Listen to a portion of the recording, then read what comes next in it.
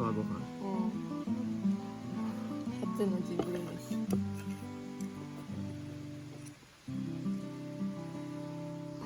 しみる。温まる。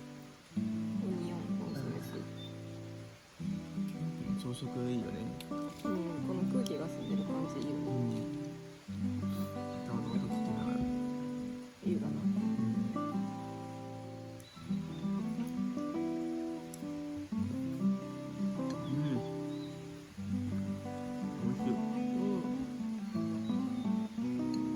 暑いだよ、ほんとに。今日は撤収して、早めに撤収して、お風呂入って、温泉行って、途中で見つけた自然薯料理だ。行きのドライブ中に見つけた自然薯料理のお店に行ってみよう。去年のゴールデンウィークに箱根に旅行に行った時に自然薯の美味しさに魅了された私たち。美味しかったね。美味しかったね。なんか自然薯御膳みたいな。お魚と自然薯のセットになったやつ。美味しかったね。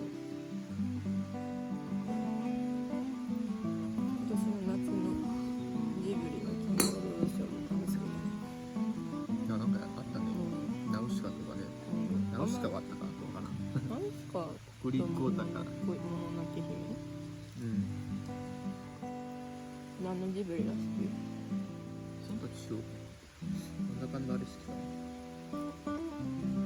いいよね。名作。私は魔女の宅急便と猫のお返しが好猫の恩返しね。あ、でもやっぱ千と千尋のファンタジー感が。き。まあね。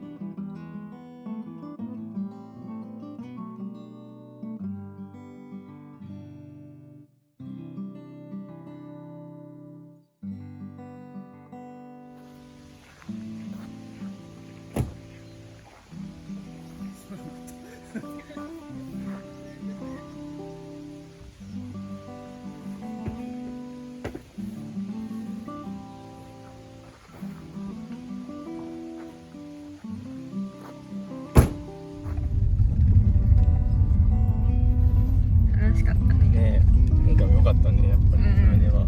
ね、キャンプ場好き。ね、広いし静かだし、綺麗だよね。